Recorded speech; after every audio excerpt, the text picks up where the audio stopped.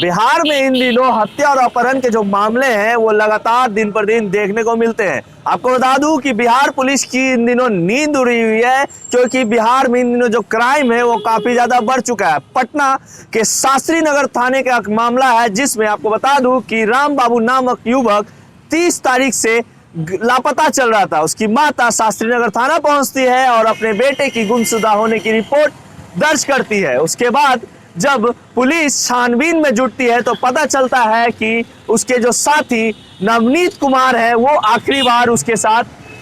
पाए जाते हैं। जब नवनीत कुमार से पुलिस पूछताछ करती है तो नवनीत कुमार का कहना होता है कि हमने राम बाबू को आखिरी बार सोनपुर छोड़ा था। जब सोनपुर पहुंच के बिहार पुलिस छानबीन करती है, सीसीटीवी खंगालती है, तो ये पता चलता है कि नवनीत कहानी बना रहा है। फिर पुलिस नवनीत को हिरासत में लेती है और उस पर पूछताछ करती है, तो सीधे तौर पे ये मामला अपहरण का सामने आता है। आपको बता दूं कि राम बाबू शास्त्री नगर थाने अंतर्गत रहते हैं और नवनीत उसी के घर के पास उसका साथी है, जो कि राम बाबू का अपहरण के लिए उसे ले जाता है। और जब अपहरण करने के बाद जो फिरौती है वो ना मिलने की जो आशंका है वो उसे दिखता है, तब वो राम बाबू का हत्या कर देता है और बेतिया जाकर उसके शव को फेंक देता है। पुलिस के द्वारा तमाम जो छानबीन किया जाता है, उसके बाद आज पटना के city SP Vinay Tiwari press conference करते हैं और प्रेस कॉन्फ्रेंस में क्या कुछ कह रहे हैं ये सुन लेते हैं। दिनांक 1 तारीख को शास्त्री नगर थाना कांड संख्या 5721 प्रतिवेदित हुआ था। इस कांड में डीएसपी सचिवालय और सब इंस्पेक्टर प्रमोद कुमार जो अनुसंधान करता है इस केस के, इनके द्वारा बहुत ही सराहनीय काम किया गया है और कांड का न सिर्फ उद्भेदन किया गया है बल्कि वैज्ञानिक तरीके से साक्ष्यों का संकलन भी किया गया है और पूरी घटना का जो खुलासा किया है उसके बारे में आपको अवगत कराता हूँ कि ये घटना हुई थी दिनांक 30 तारीख को पुनाईचक स्थित राम बाबू नाम के व्यक्ति का अपहरण हुआ था, जो हम लोगों को दिनांक 1 तारीख को रिपोर्ट हुआ। 30 जनवरी को जो अपहरण हुआ उसकी घटना थाना को 1 तारीख को मिली। घटना के पश्चात जब हम लोगों ने वैज्ञानिक साक्ष्य जुटाना चालू किया तो सीसीटीवी का और सीडीआर का अवलोकन किया गया, तो उसके पश्चात यह स्पष्ट हुआ कि मृतक को उनके दोस्त नवनीत के द्वारा सोनपुर ले जाया गया था। तो पहले पूछताछ में जब इन्होंने बताया कि हम सोनपुर मृतक को छोड़ कर आए थे,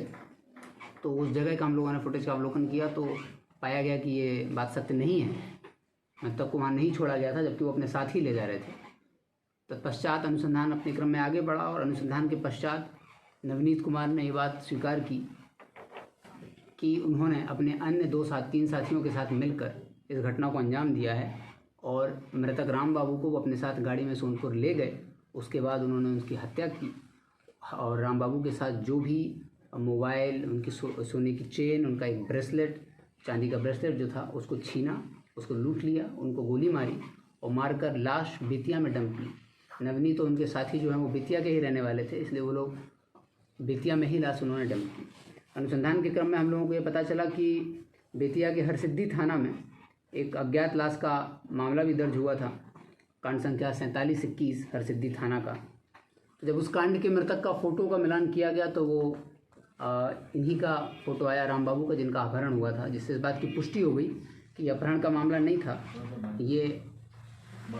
अपहरण कर लूटपाट और फिर हत्या को अंजाम दिया गया। जब नवनीत कुमार से पूछताछ की गई तो ये स्पष्ट हुआ कि पहले नवनीत कुमार अपने साथियों के साथ बहुत समय से योजना बना रहे थे। 8 जनवरी से ये योजना बना रहे थे, क्योंकि फाइनेंशियल क्रंच था इनको, तो इन्होंने एक प्लान बनाया अपने दोस्तों के साथ मिलकर कि जो मृतक हैं उनके फादर के पास कुछ पेंशन की इनकम आई थी, उस इनकम को ये लोग फिरौती के रूप में मांगने का प्लान बना रहे थे, योजना तैयार कर रहे थे। लेकिन जब ये राम बाबू चूँकि नवनीत कुमार के परिचित थे, दोस्त थे, तो जो दोस्त को अपने गुड फेथ में लेकर, विश्वास में लेकर ये अपने अन्य 2-3 साथियों के साथ यहाँ से निकले और निकलने के पश्चात सोनपुर गए, तो रास्ते में ही मृतक राम बाबू ने अपने इंस्टाग्राम पर भी अपलोड किया था और अपने परिवार के अन्य लोगों को सूचना दी थी कि हम नवनीत के साथ निकले हुए हैं।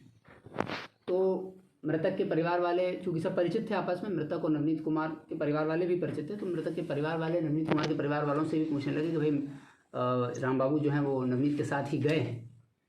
तो नवनीत को भी फ़ोन आने लगे, तो नवनीत को स्पष्ट हो गया कि अब फिरौती नहीं मांगी जा सकती है। प्लान इनका फिरौती मांगने का ही था, अपहरण करके हम फिरौती मांगेंगे। लेकिन जब ये स्पष्ट हो गया कि सबको पता है और दोनों परिवार इनकी खोजबीन कर रहे हैं, तो इन लोगों ने अपना जो प्लान था अपहरण का फिरौती मांगने का उसको बदला कि जो भी मृतक के पास जो भी सोने की चेन और ब्रेसलेट और मोबाइल वगैरह है उसको लूट लेते हैं और उनकी हत्या कर देते हैं। ये सब लूटा और 7.65 mm की गोली से पिस्टल से फायर किया जिससे मृतक की मौत हो गई और ये लाश को ले गए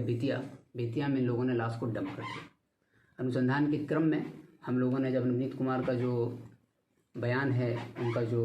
कन्फेशन है, उसके आधार पर अन्य 2 अभियुक्तों को भी गिरफ्तार किया है और मृतक का सोने का चेन, चांदी का ब्रेसलेट, मृतक का मोबाइल फ़ोन और वो गाड़ी, एक्सीडेंट गाड़ी थी जिससे ये लोग गए थे, वो गाड़ी भी बरामद की है और दोनों जो अपराधकर्मी इनके साथ के थे उन दोनों को भी गिरफ्तार कर लिया गया है। घटना में प्रयुक्त पिस्टल बरामद है और पिस्टल के साथ 2 जिंदा कारतूस भी बरामद है।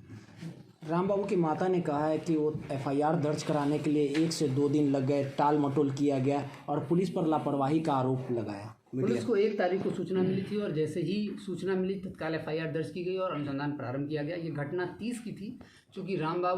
मृतक रामबाबू और एक्यूज नवनीत कुमार दोनों के परिवार वाले परिचित थे, तो ये बहुत लाजमी है कि जब एक दूसरे से परिचित हो और उनको पता भी चल गया था 30 तारीख की शाम तक ही कि हमारा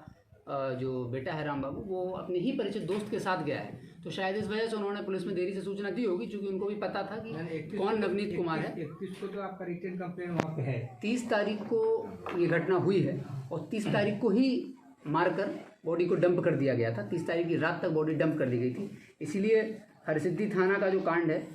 वो 2 फरवरी को जब वहाँ पे अज्ञात लाश मिली वो कांड दर्ज किया गया और उन लोगों ने भी चूँकि हम लोग अनुसंधान कर रहे थे तो वहाँ लाश थी, तो उन लोगों ने उस लाश को जो वैधानिक अवधि होती है उस वैधानिक अवधि के पश्चात सर डिस्पोज ऑफ कर दिया। आपको नहीं लगता लेट हुआ? 30 तारीख को रामबाबू गायब होता है, 31 को आवेदन दिया जाता है, अभियुक्त का नाम बताया जाता है कि इन लोगों के द्वारा ही ले गया और 13 दिन 12 दिन लग जाते हैं। हम लोगों को जब जब भी सूचना मिली तत्काल हम लोगों ने एफआईआर दर्ज करके अनुसंधान प्रारंभ किया था और घटना चूँकि 30 की थी और 30 को ही हत्या इनकी कर दी गई थी और हम लोगों को जब सूचना मिली उसके बाद एफआईआर दर्ज की गई और अनुसंधान प्रारंभ करते हुए न सिर्फ अपहरण बल्कि लूटपाट और हत्या की जो योजना है उसका खुलासा किया गया है और घटना में प्रयुक्त हथियार का बरामदगी और साथ में मृतक के साथ जो लूटपाट हुई थी उसकी सोने की चेन, चांदी का ब्रेसलेट, मोबाइल फ़ोन सब कुछ बरामद किया गया। तो इसमें लगभग संपूर्ण साक्ष्य कलेक्शन है, जिसके लिए डीएसपी सचिवालय और सब इंस्पेक्टर प्रमोद कुमार शास्त्री थाना से बधाई के पात्र। एक दूसरी बात ये सर, क्या पुलिस को ऐसा नहीं लापरवाही नहीं करता? समय पर अगर नवनीत को पकड़ कर पूछा जाता तो कम से कम बॉडी उनके परिवार को मिल जाता। उसकी हत्या 30 को हो गई, क्योंकि घटना अंजाम देने के बाद नवनीत आ भी गया था, आ गया था ये आपका प्रश्न लाजमी है, प्रश्न जायज़ है, लेकिन इसका उत्तर ये रहेगा कि चूंकि नवनीत और मृतक का परिवार और नवनीत का परिवार दोनों बहुत ही अच्छे से एक दूसरे से परिचित थे, तो उनको इस बात का आशंका नहीं थी और नवनीत ने भी प्राइमा फेसी जब बताया तो उसने, चूँकि मृतक और नवनीत के बहुत अच्छे संबंध थे और ये योजना की ना मृतक को भनक थी और ना ही मृतक के परिवार वालों को भनक थी, तो नवनीत ने ही पूरी योजना अपने दोस्तों के साथ 8 तारीख को बनाई। 8 जनवरी को पहले ये लोग मिल चुके थे और नवनीत अपने अन्य जो साथी हैं उनके साथ मिलकर इस घटना के संबंध में पूरी योजना बनाई, कार्य योजना तैयार करिए, कैसे ले जाएंगे, फिर फिरौती मांगेंगे।